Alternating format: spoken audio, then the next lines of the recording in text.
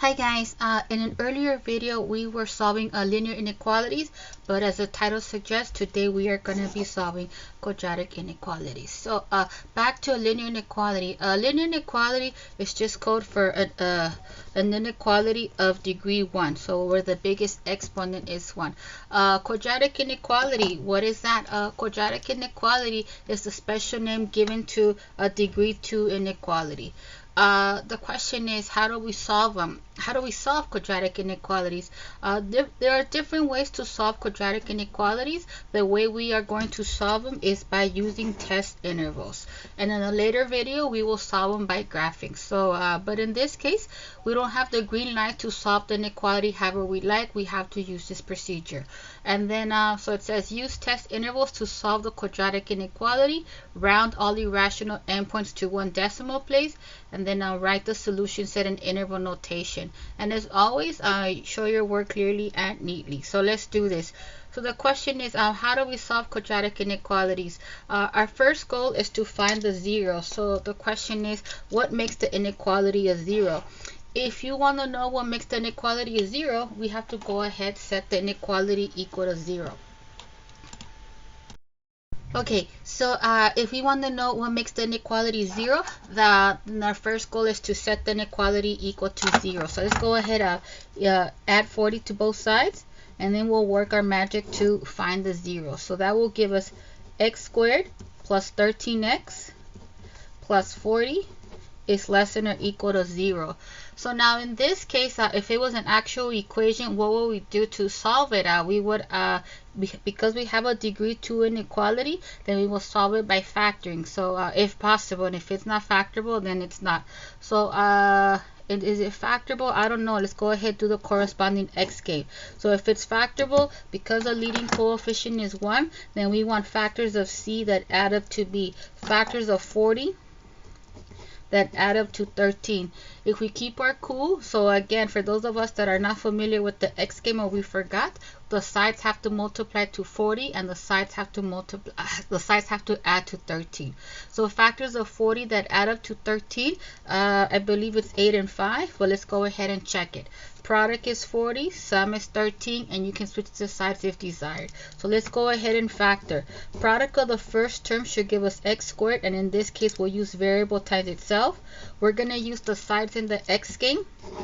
We're going to use the sides in the x game to complete the binomial factors. The sides are positive 8 and positive 5, so we're going to put plus 8 and plus 5, and that will be less than or equal to 0. So now to find the zeros, I was going to put something else. Okay, if you want to know what makes it a 0, then you're going to take this product and set that equal to 0. Cool. So at this point, we're going to go ahead and apply the zero factor property. The zero factor property states that if a product equals 0, then one of these factors has to equal 0. Either the first factor equals 0 or the second factor equals 0.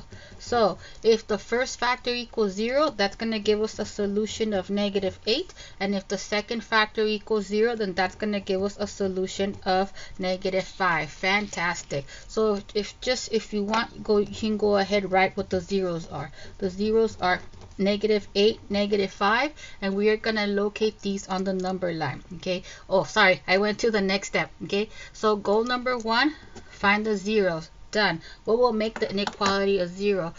Goal number 2, identify the test intervals. So we're going to identify the test intervals by using the number line to we're going to use the number line and use these zeros to split the number line into test intervals. So let's go ahead and do a line.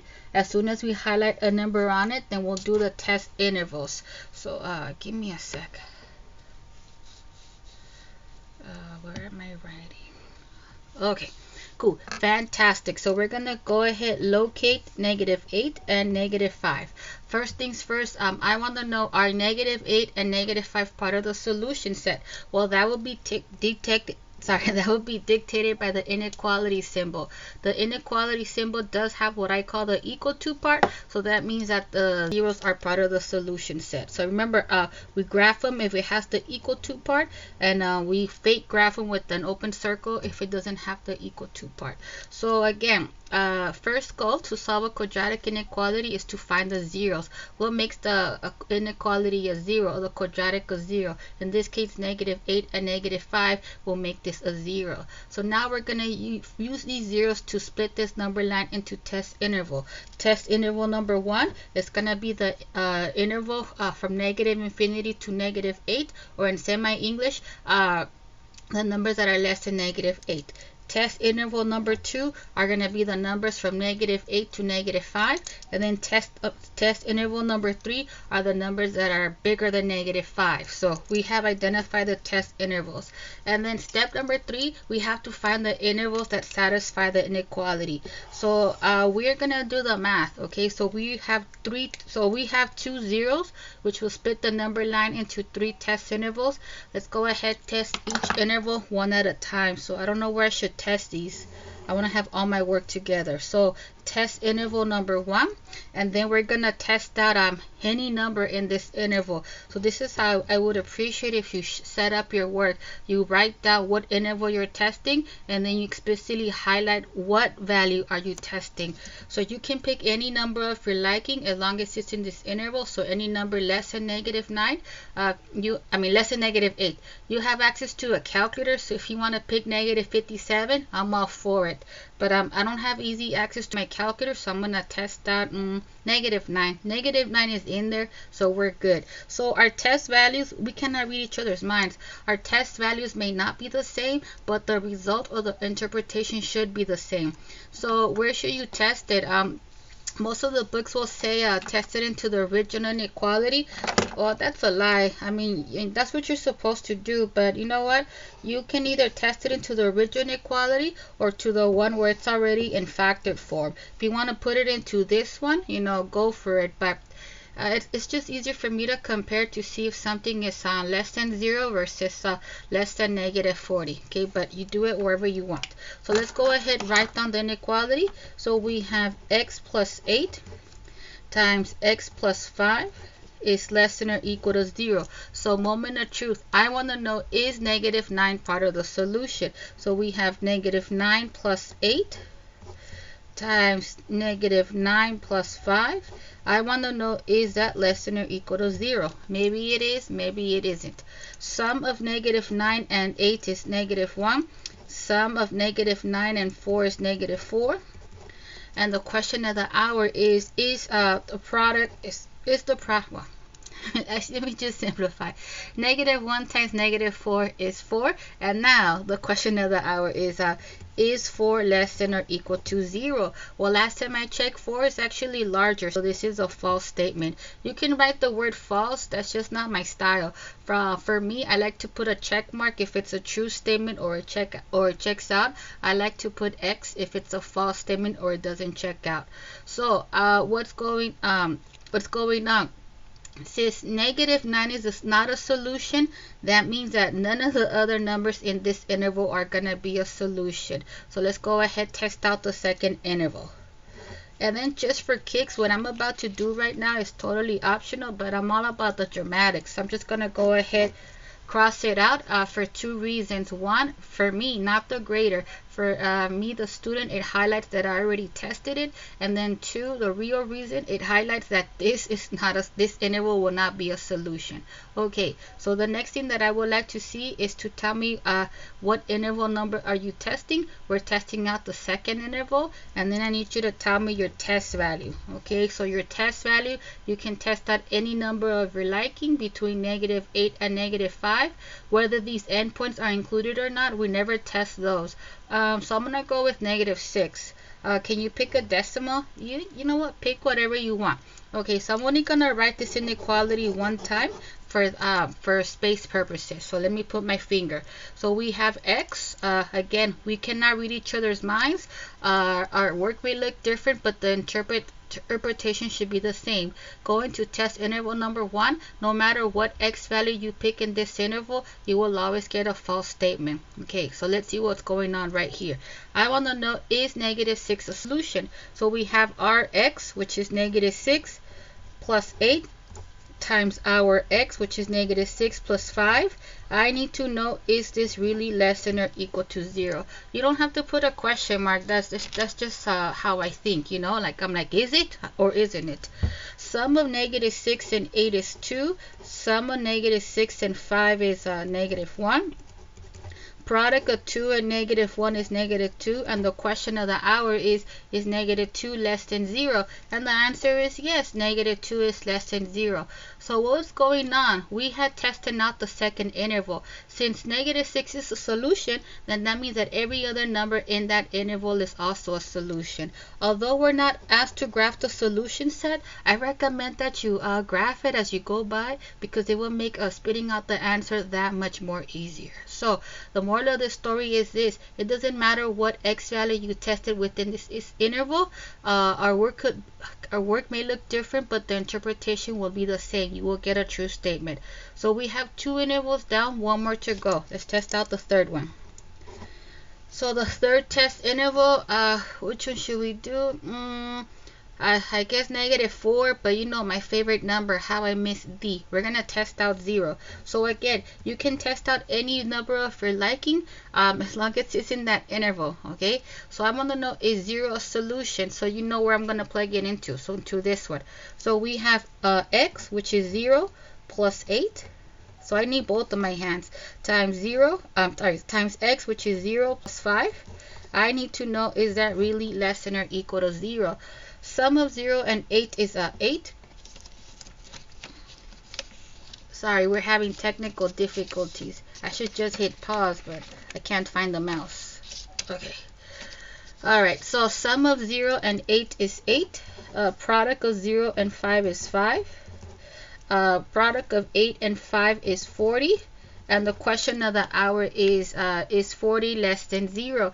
Well, last time I checked, 40 is not less than 0. This is a lie. So it means that 0 is not a solution. So if 0 is not a solution, I'll say it in general terms. If our test value is not a solution, that means that no other number in this interval is going to be a solution. So again, it's all about the dramatics. So we had 3 intervals. We tested all 3. We organized our work in an order that is easier to follow. We labeled the test interval, we've identified the test value, and then we show some work. So we are on track to get full credit. But to answer the question, what is the answer? Okay, if you graph your solutions along the way, whatever you have graphed, that will be the solution set. So the solution set is given by the interval from negative 8 to negative 5, where both endpoints are included. So that's code for bracket at both ends. If you want to put x equals and then the interval, I'm all for it, even though the books don't do that. Okay guys, so we're gonna go ahead to do 2 problems. Let me look for the other problem. Okay, found it. So I'm not gonna read the directions, but same speech, you know, we cannot solve it however we like. We have to use test intervals, but then we have to round all irrational endpoints to 1 decimal place, and I guess I am reading the directions, and then write the solution set in interval notation. Okay, so we have to use this strategy. We have to use test intervals. So what are the steps? 1, we have to find the zeros. So let's go ahead and do that. If we want to know what makes it a 0, let's go ahead and set it equal to 0. So we're going to subtract 8 from both sides. So that will give us x squared plus 3x minus 8 is greater than 0. Fantastic. So we're going to solve by factoring if possible. Let's cross our fingers. There. Alright, fingers crossed.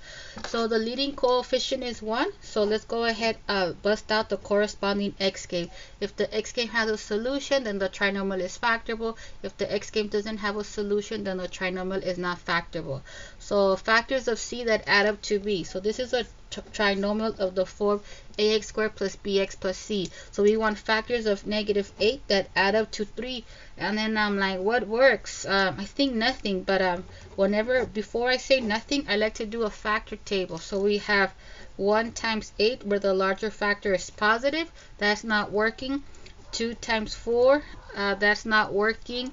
3 is not a factor, 4 is. But this is the thing. If you list the factor pairs in order, once you hit a factor that's already in your list, you know you're done. So since the x game has no solution, I'm going to say X game because I don't want you thinking that the inequality has no solution. Since the X game has no solution, then that means that the trinomial is not factorable. So we are going to go ahead and use the quadratic formula to find the zeros. So we just put find the zeros, and then we're going to use the quadratic formula.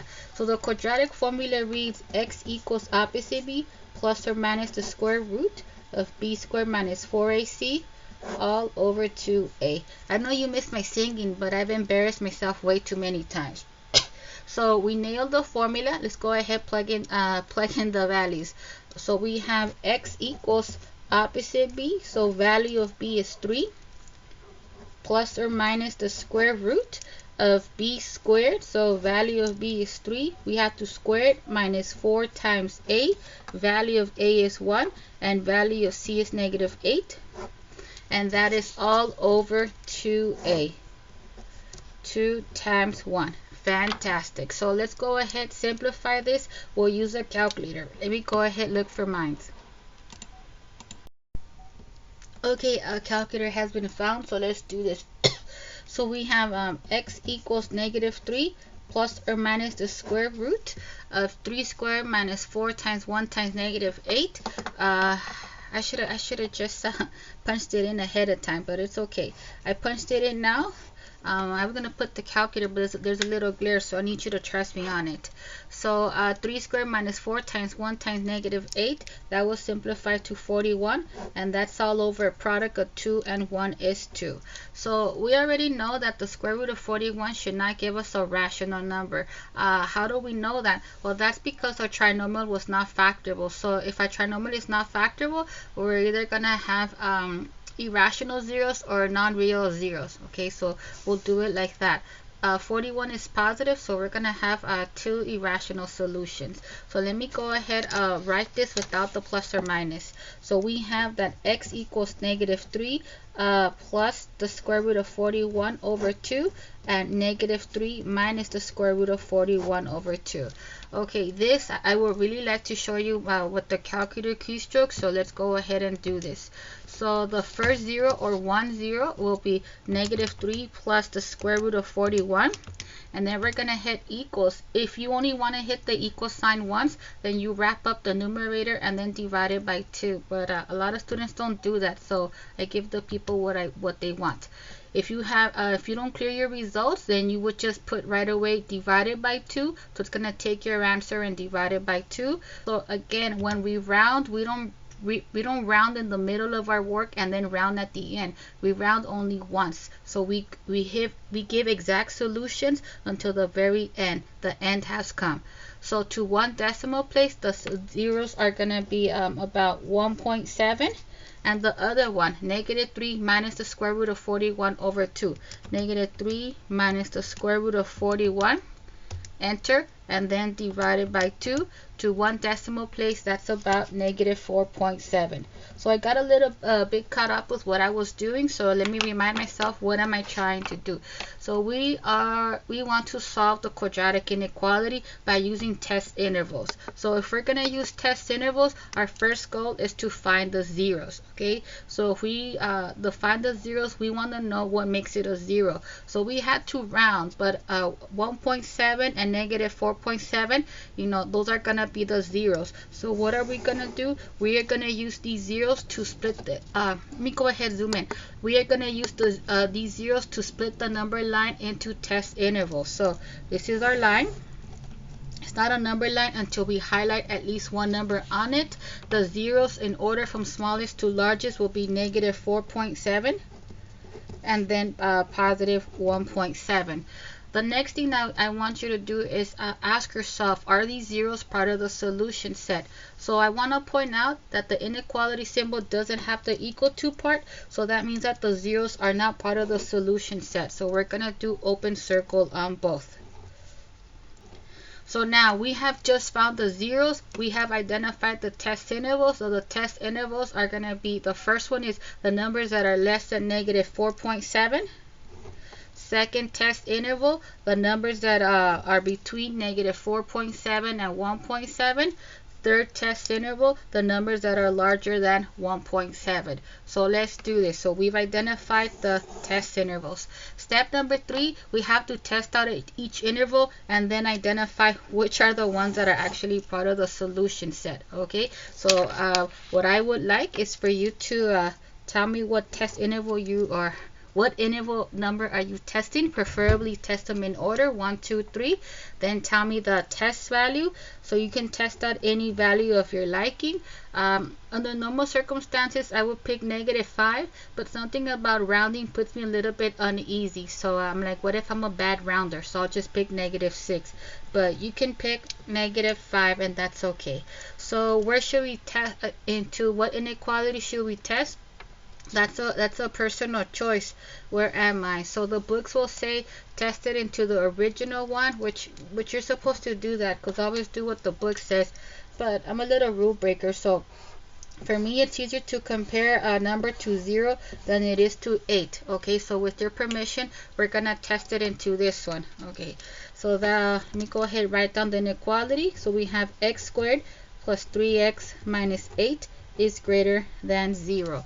So let's go ahead and do this. So we have -6 squared plus 3 times -6 minus 8 is greater than 0. So let's go ahead, punch it in. So we have square of -6. Let's go ahead and clear this.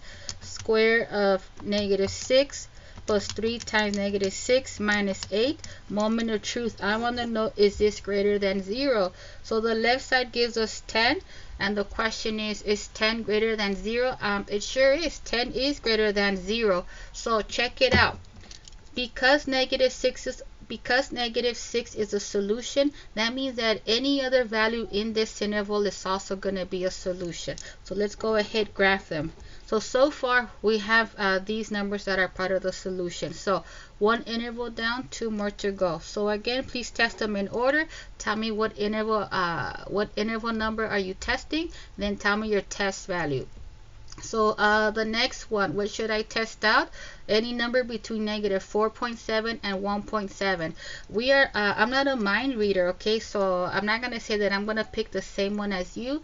The only thing I ask is that you make sure that that number is actually in this interval. Our work may look different, but our outcome should be the same. So when x equals my favorite number, 0, okay, what is the outcome? So I'm gonna go ahead, plug it into this inequality. So we have x, which is 0 squared, plus 3 times x, which is 0 minus 8. I want to know if this is greater than 0. So you punch it in, or I'm going to feel like a genius. Okay, this will give us 0, 0, and that leaves us with -8. So the question is -8 greater than 0? And that's a lie. -8 is not greater than 0. It's actually smaller. So I'm going to cross out this interval for dramatic effect. So 2 intervals down, 1 more to go. So our third interval, our third test interval, go ahead, put your number 3. We test out any number of your liking. You know, I want to test out 2. You could test out 3, 4, 5, 6, or 57. 57 is not my favorite number, but for some reason I'm drawn to that when I'm in the classroom. Okay, so I want to know, is 2 a solution? So let's see. So we have x, which is 2. We have to square it, plus 3 times x, which is 2, or whatever you're testing, minus 8. I need to know, is that really greater than 0? So we have no time to do it by hand. So let's go ahead, punch it in. So we have 2 squared plus 3 times 2 minus 8. Enter, and that gives us 2. So the question of the hour is 2 bigger than 0? Well, is 2 greater than 0? And the answer is yes. So our test value, whether it's 2 or whatever you tested in this third interval, is a solution. That means that the remaining solutions should also be in that same interval. So again, you do not have to graph the answers as you go along, but the worst thing you can do to yourself is do all the hard work and then be like, oh man, what's the answer? If you graph the solutions as you went along, then your graph is the answer. Okay, so the solution set, we have 2 separate graph pieces, so we're gonna use we're gonna write 2 separate intervals and connect them with the union symbol. So test interval number 1 is gonna be the first interval is going to be the interval from negative infinity to -4.7, where -4.7 is excluded. We have another interval, so we're going to say union, code for OR, interval from 1.7 to infinity, where 1.7 is excluded. So remember, the infinities, whether positive or negative, because they don't represent specific numbers, they will always get parentheses. Okay guys, that's my time. Thank you.